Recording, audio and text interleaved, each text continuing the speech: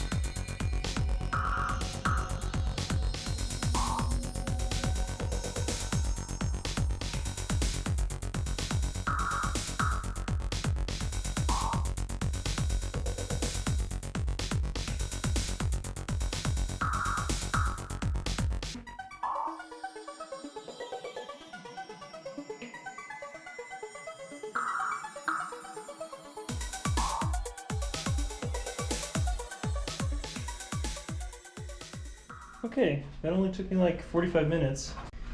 These engines are really nice really easy to pull. It's only about 50 pounds. This one's about 60 because it's got the starter kit on it. Probably adds another 10 pounds. Cleaned out. And so there it is. And we're gonna rip it apart. Gotta clean off the workbench.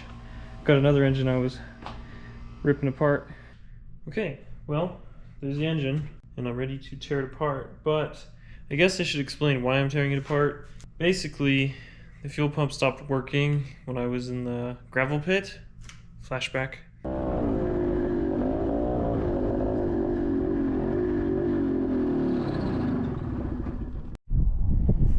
Alright, well, I think I'm broken down again. And basically, the fuel pump stopped working because the crankcase is what provides vacuum to the fuel pump. And it stopped doing that. So this little fitting here is what goes to the vacuum pump.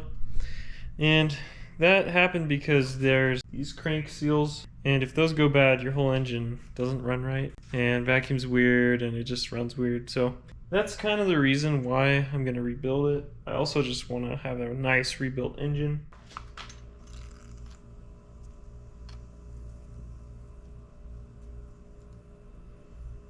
Interesting because there's a 10 right here. I don't know why. 14.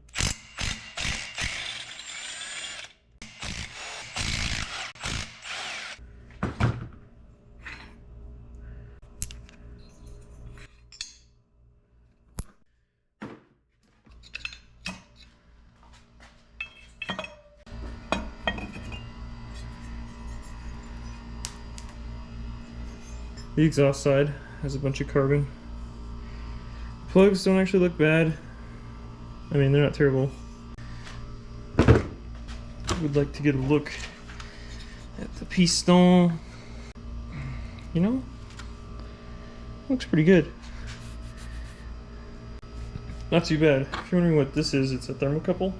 I installed it so I could know the engine head temperature, but I'm going to switch over to a spark plug type that seats around the spark plug to give you a better indicator, because this is way out on the edge and it rotates, so it's not super consistent.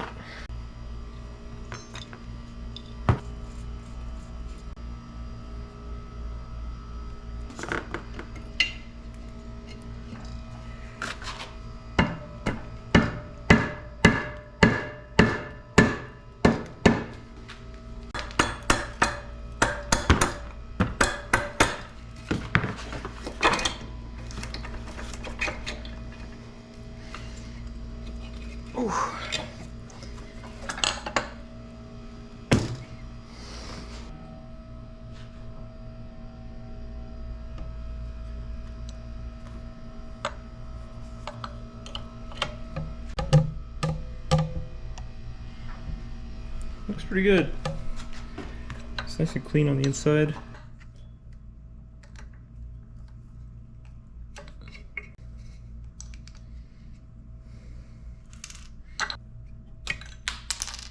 Oh, don't want to lose that.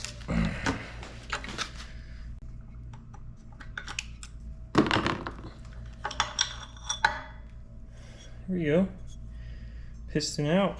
Now, these have these little keepers that keep the piston rings on the intake. So in the cylinder jug, these slide past, or the intake holes like there. So these need to be like facing the intake, I guess. According to the manual, here's the wrist pin. Everything looks in pretty good shape, honestly. Like, this piston's pretty nice. Let's see this bearing. Honestly, it looks great. It's all in one piece, looks fine. This was a running engine. It ran okay, even though I had that problem with the crank seals. Well, a second ago I was talking about the manual. I don't know who to thank, but they uploaded the whole manual of the Odyssey online, and it's amazing. It's got everything you need. Everything. So, thank you to whoever did that probably many years ago. There's my engine. Exploded. I'll leave a link in the description to this manual. It's super good. It goes through like the 70s Odyssey up to the 80s. It's the shop manual and the service manual, I think. It's great. Thank you.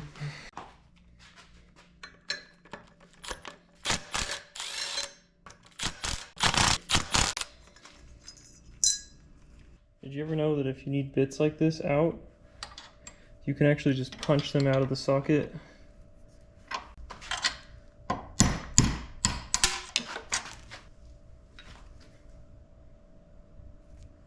You can get the tricky stuff with the bit.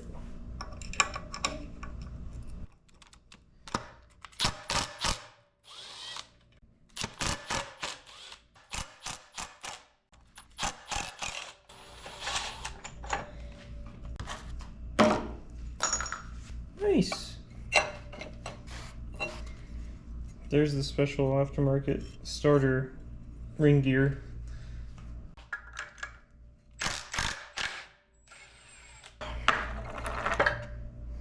Our magnet rotor. There's all our coils in here.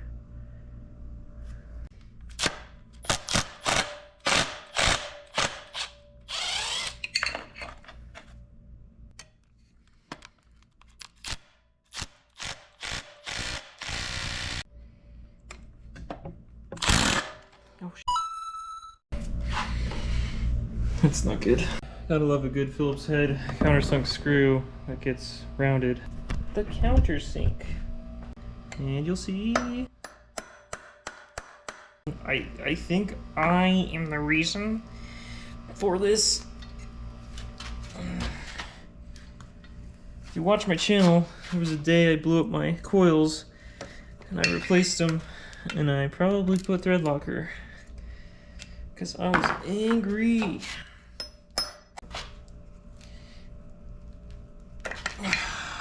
We're screwed. Yeah, we're screwed. Got the other one, but look how nasty these look now. We have to replace those for sure, but when in doubt, drill it out, I guess.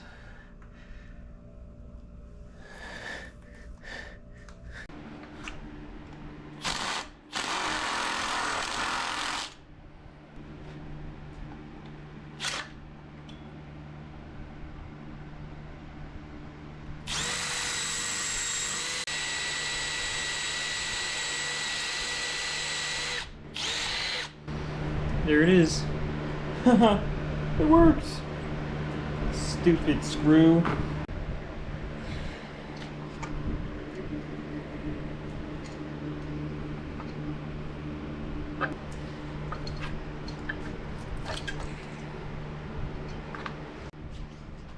There's a ton of fuel here. I think that's where our crank seal is leaking.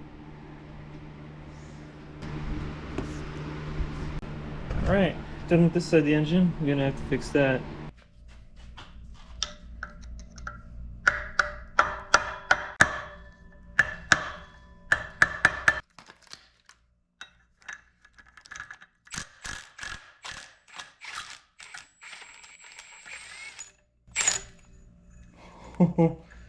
Whoa. That's a lot of rust. That is an incredible amount of rust. Oh, was this filled with water? That's bad. Wow.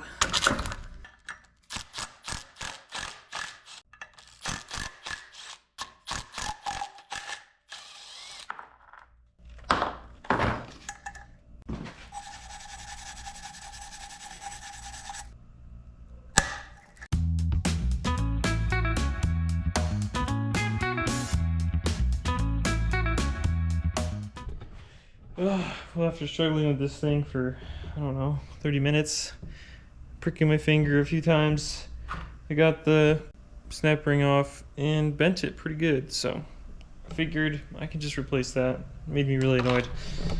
Anyways, pull this outer cover off. Maybe. You know, I don't even know if I was needing to remove this. Silly me. Let's get some more of this rust out. Oh, that's a lot of rust.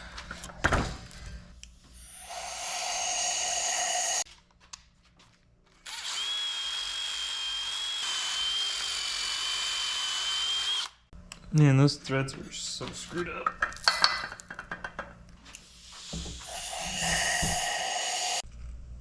Fill it up. And there's one specialty tool that you need to do these engine teardowns, and that is the clutch puller, which is like 35 bucks on eBay. Works fine. Except for when it's really rusty in there. Hopefully this goes on.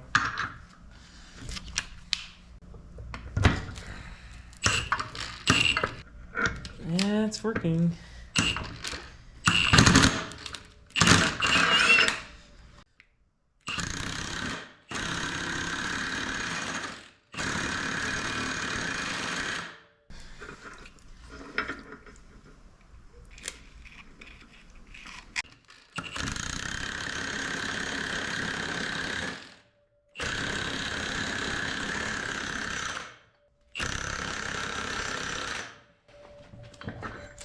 Oh yeah.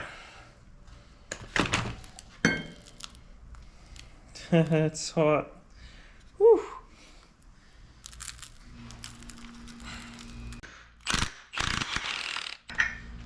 Okay. It all came apart.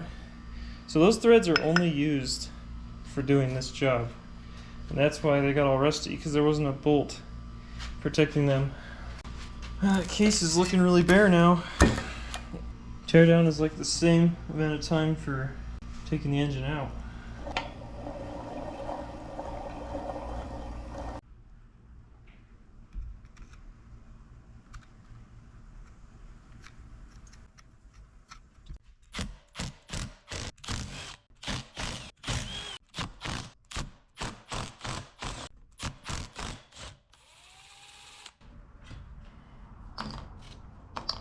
There's a little pry spot right here. Yeah.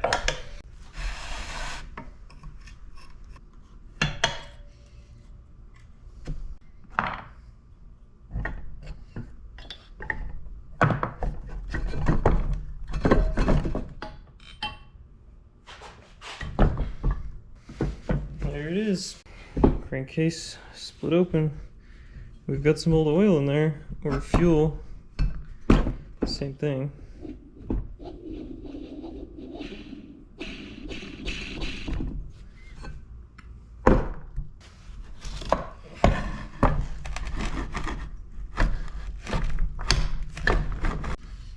This is a little dirty. so might be hard to get it off.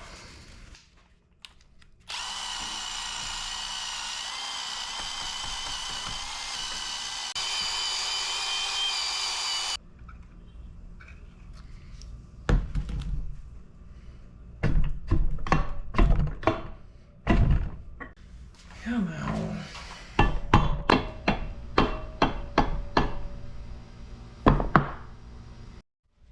We need some hydraulic help.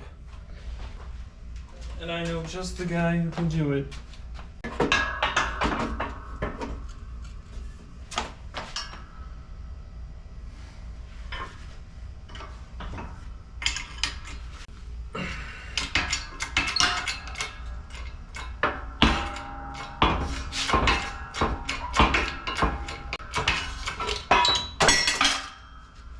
There it is.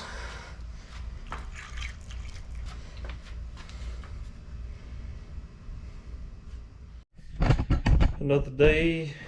I think I'm gonna try and fix this broken bolt if I can possibly. So I got an extractor bit which says I need to use an 1/8 inch hole to get that loose.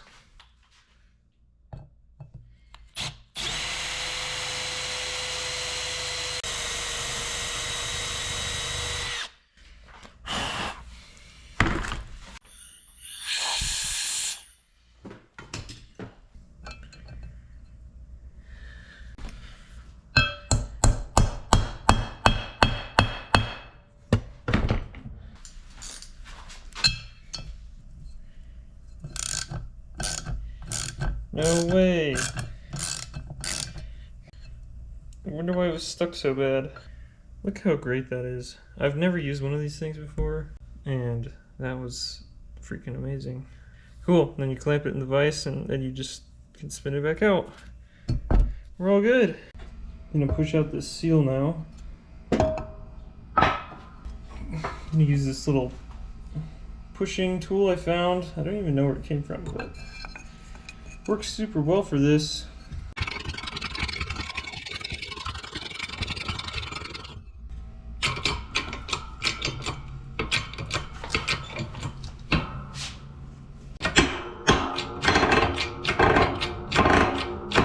Oh yeah.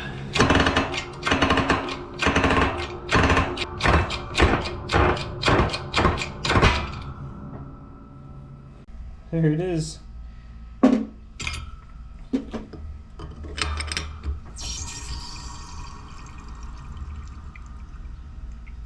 But that's a cool camera angle.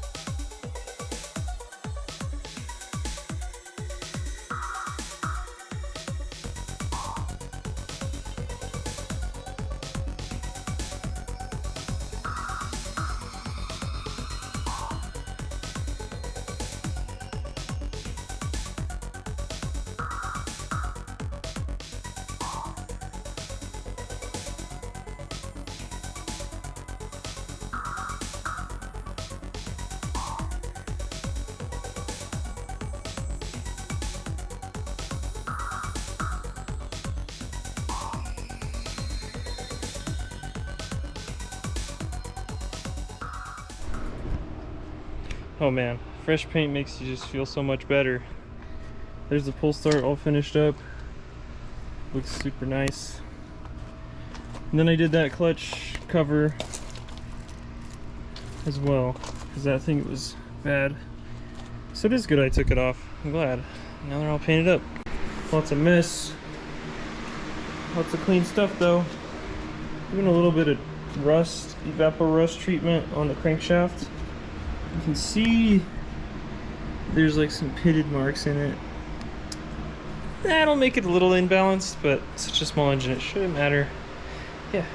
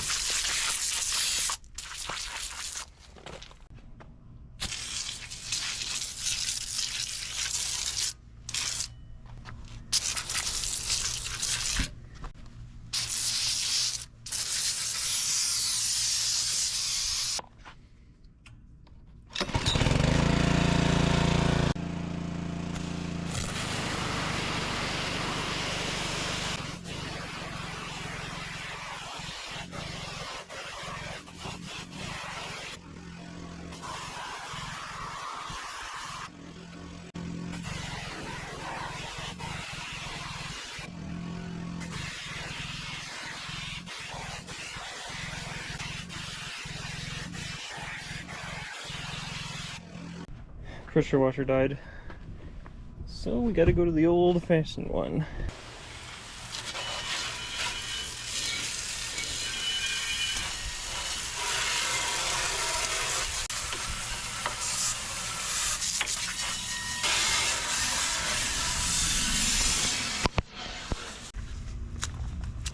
Forgot to staple my manual when I printed it out. Oh, see?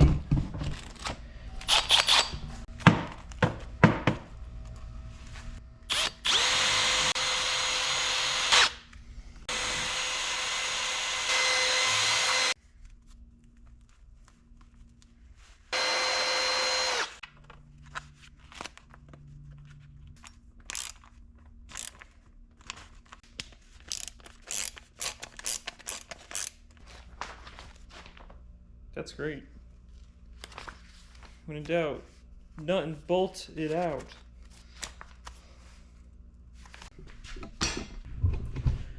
Okay, well, I think I finished my studies and I'm ready to rebuild this engine. Got a cleaned up workbench and we'll just start with putting the seals back in. There's two different sizes, there's a big and a small. The big one goes on the clutch side and then the small diameter goes on the pull start or electric start side. So I'm just going to press that into place.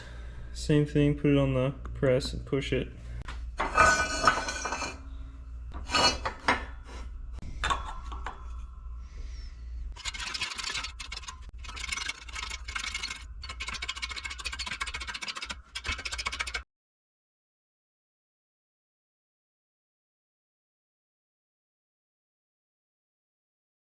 It's kind of tricky, but I think I got it nice and flush. This is the most critical, one of the most critical parts, because that's why I'm doing this job, is to replace those seals and get a good crankcase seal. At the end I had to kind of do this action where I'd put a big socket and seat it a little bit more. I could use just a touch there. I'll call it good. The next big part of this engine build is going to be getting my bearings seated. Got some brand new bearings. I put them in the freezer. Need to warm this up so that I can just drop them in, hopefully. I might have to press them in with the press, but I have an old frozen bearing here that I can use as a guide. I'm going to heat this real quick before putting those bearings in.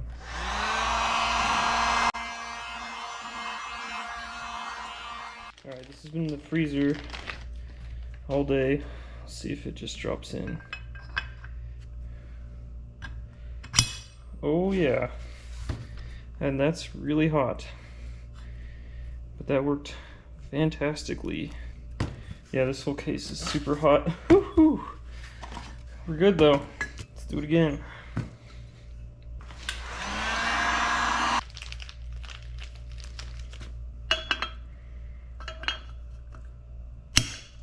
There we go. They come pre-lubed with some grease, which is nice. Now, I don't know if this is gonna slide in nice. Yeah, we'll see. I'm gonna clean it up some more actually. Gonna switch gears for a minute. I wanna hone the cylinder now. Need to mix up some oil so I can oil things as I move along here. So, I'm gonna go a little heavy with some 2-stroke. Should be plenty to do what we need to do today. And then a little bit of gas, 2-stroke gas, just to thin it a tiny bit. And that's what we will use to oil all our stuff. So there's a cylinder jug. I like to measure that. I got this cheap telescoping gauge set on Amazon. We're going to be using the E today for our cylinder. These are pretty cool.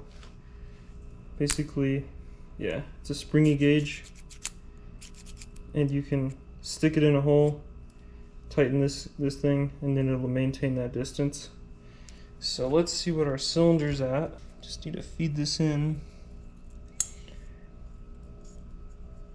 and not hit a port.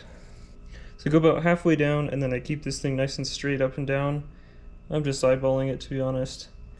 But then I lock it in place.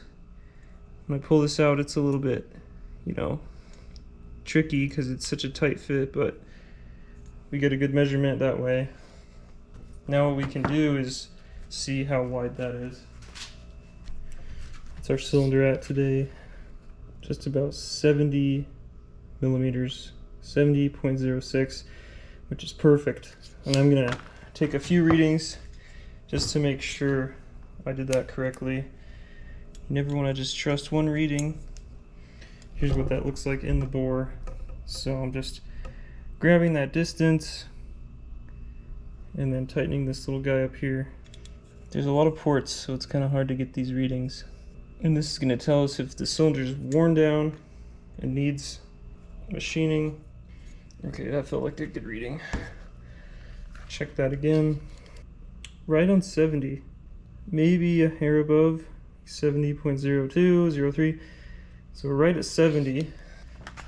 Crack open the handy dandy manual. The piston outside diameter inspection is what we're looking at. Standard is 70 to 70.01 millimeters, so we're right in that range. A service limit would be 70.1. And so we're not anywhere near that. We're right in that standard good range, so we don't really need to service anything. We can go ahead and do the cylinder honing, but that's all we're going to do here. No machining necessary. So now that I've got my cylinder measured, I'm going to set it up to hone it. Today I'm using the Harbor Freight cylinder hone with the blocks or stones. Firstly, I'm going to want to make sure this is just nice and clean. I did oil this with WD-40 after cleaning it. Yeah, it's kind of dirty. We'll just do a little before shot so you can see how we're looking in there. It's not terrible, but there's really not any cross-hatching left.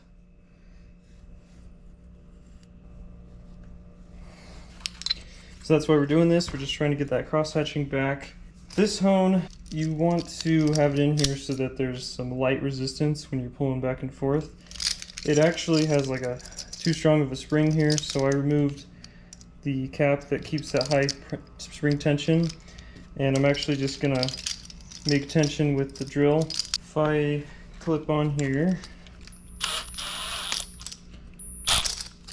now the spring has a little bit of back and forth, but once we compress this, I have some spring. And that's actually just the right amount for what we want to do for honing this small 70 millimeter cylinder. I've got my drill on the number 2 setting. That's to achieve, I'm trying to get about 700 RPM. Now on half speed this can do up to 1700. So I'm gonna run the throttle just at about halfway. I'm gonna do about like 30-60 passes on this thing. We want to make sure our oil look good in here when we're honing, just to protect the cylinder and the hone. Some people spray WD-40 as they go. I'll probably just stop periodically and re-oil. Make sure to coat everything. I think I'm ready to go. Got the highest setting on my drill, so I'll squeeze this, then insert. Keep it nice and straight as I go, and then I don't want these to extend more than a 1/4 inch out. It's gonna be a little tricky because I want to get it deep. I'm gonna go both ways.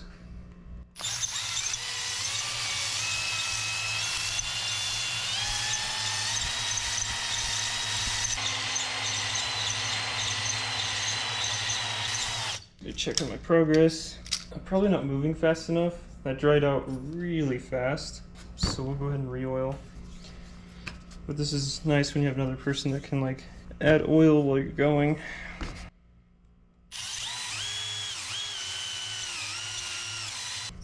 Oh, it's actually looking really nice. Now I'm gonna go the other direction.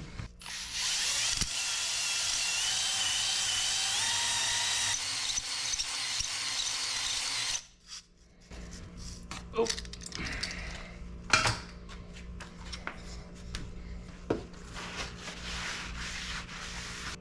This looks a lot better.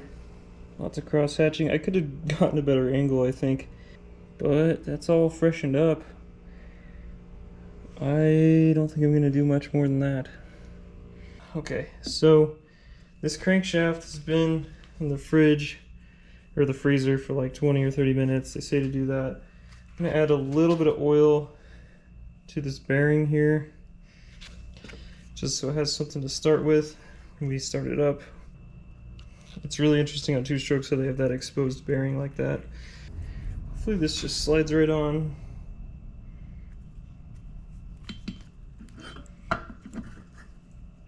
Oh, I could have heated it up. Darn.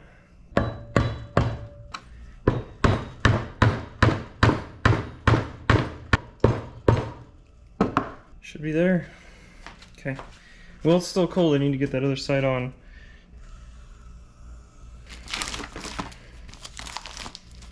We want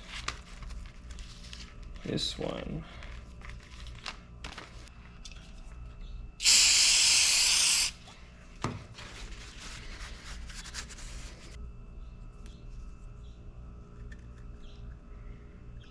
Don't think I need this.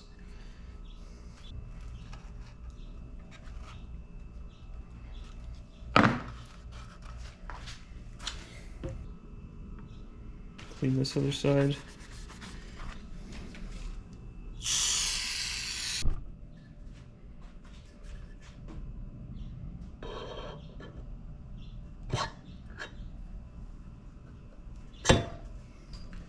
I wonder if these bolts can drive this on.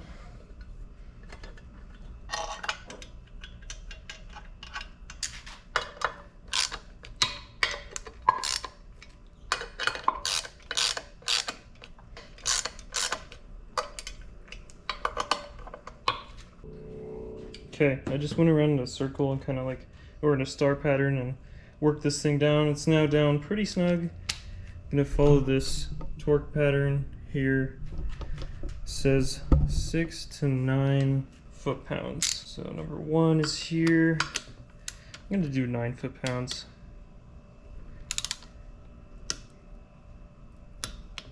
2, 3, 4, 5, 6, 7. Go around and check them all. Cool.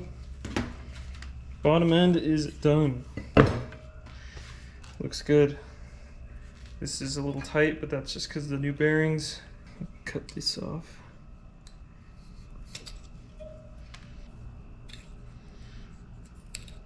I think I'm about ready to install my piston, but I gotta check ring gap, which ring gap would put us Standard should be 0.2 to 0.4 millimeters for the top one, and then the bottom, same thing, 0.2 to 0.4 millimeters. Pop these in. Now, if you want to make sure it's flushed up, a good way to do it is just push it down a little. You're probably fine. Make sure my piston ring gap area is level like that. Take one of these. Let's see. 0.45, 0.48. Okay. So that ring has a 0.45, 0.2 to 0.4. Okay, this is going to be nice and tight. But it's not 0.48. I'm not going to adjust it because 0.45 is right where we should be. I'll try the other ring and see where we're at.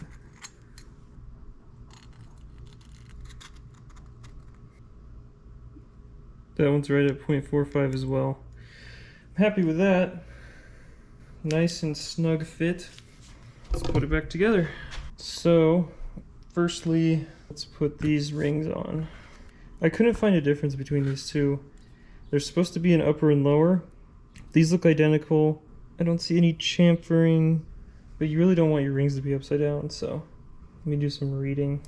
There's a little N on them, so maybe that indicates which direction it goes. Hold on, let me see. Alright, so this says, unless otherwise noted, all Wiseco 2-cycle rings can be installed either side up. So I'm just, for continuity, going to put the N upwards, just like that. And then there's little notches here. I'm going to use these snap ring pliers and see if those will help me slide this down.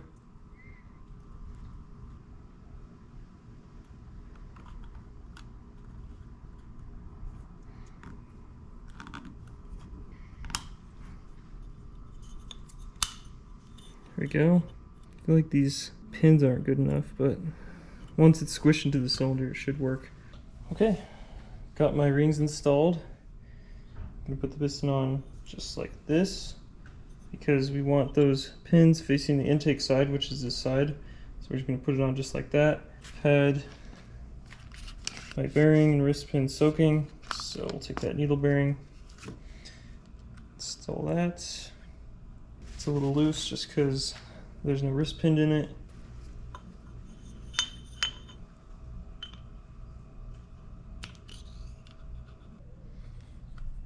That is tight. Why is it so tight? Oh, there we go. Just need a little encouragement. Get our retainer clips in.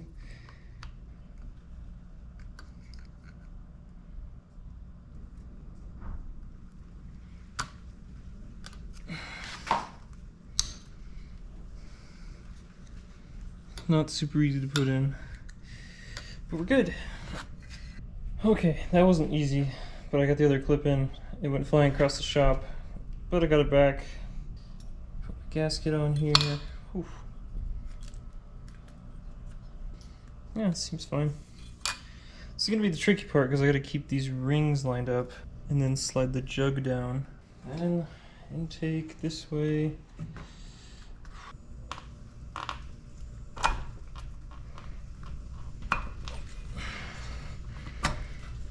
Oh.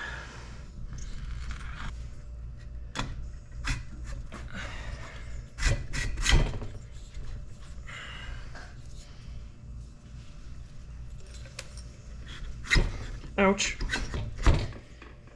Okay. I think I got it. Sounded good.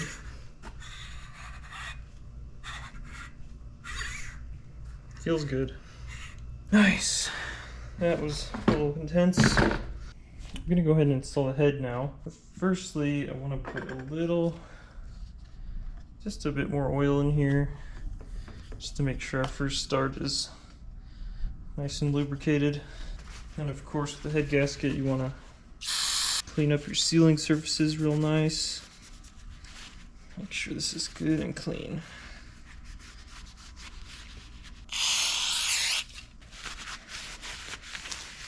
It's our new gasket.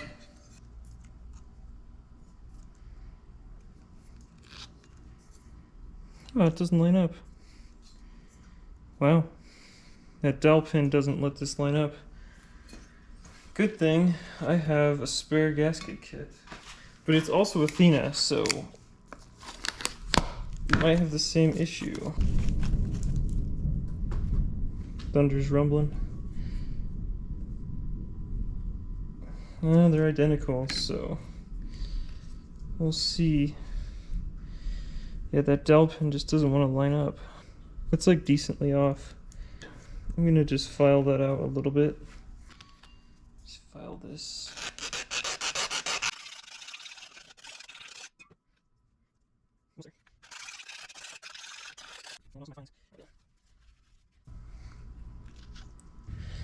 There we go. Well, it is nice this is here because it helps me align things.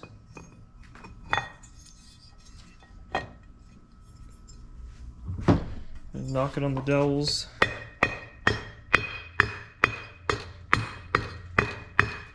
Seems like a good fit. Little 10 mil. We'll just use that to hold that in place, and then we can get these started.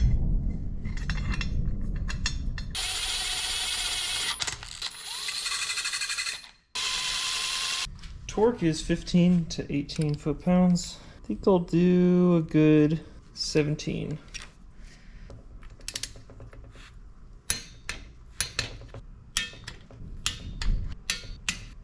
That's really not that much. I'm gonna clean these spark plugs off actually before I put them back in.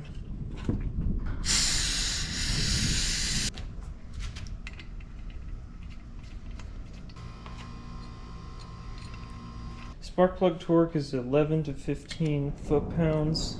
So I'm gonna go with 13. Should do some good. Not very much.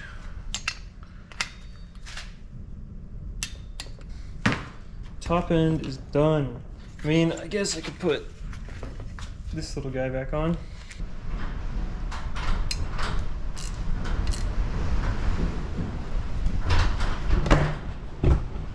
Big storm outside. It's crazy. I'm not going to take this clutch apart. I know it works fine.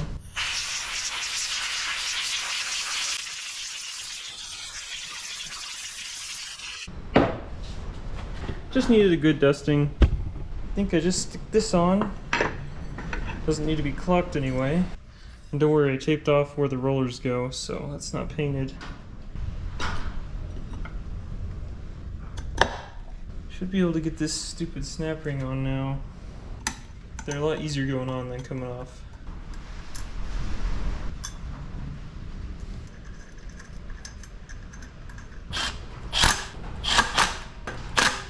These are 10 foot-pounds.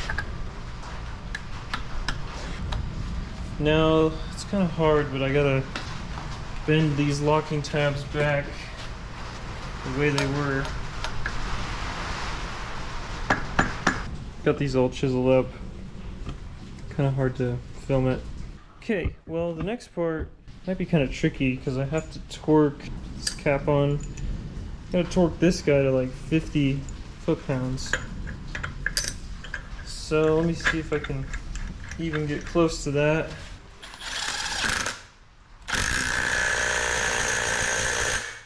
My range is 35 to 50, honestly. I can just do like 40.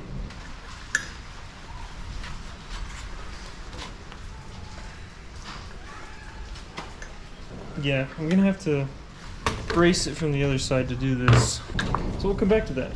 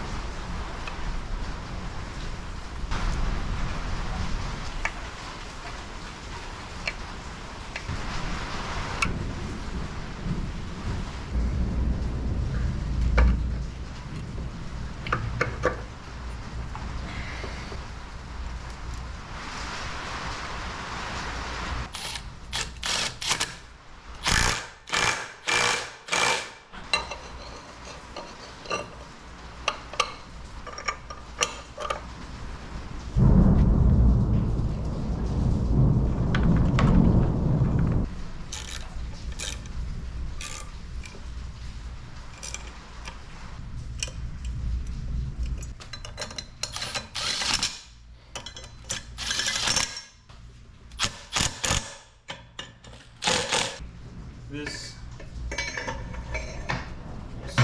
stop it. Oh yeah. Goody. Well, that's 40 foot-pounds on that bolt, so I think that'll do.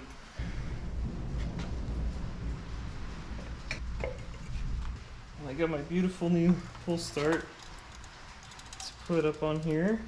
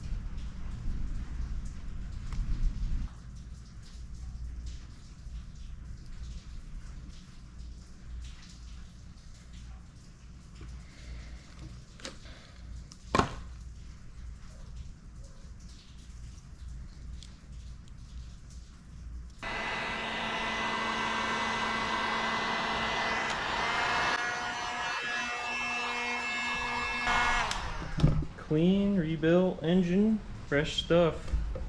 Alright, well, I'm gonna end this video here. It's been a really long one, but thanks for watching till the end. Subscribe if you think I've earned it. That's what a lot of people say, but I mean, worked hard on this. And if you subscribe, you'll see me start up the engine. So that'll be cool. I'm gonna put it back into the cart and we're gonna rip it around. So stay tuned, that's gonna happen really soon. I've been waiting to do this for a long time. Again, thanks for watching. Good luck out there, and I hope this helped you out if you're rebuilding the Odyssey engine. Got all my parts on eBay. eBay's the best for this. Bye bye.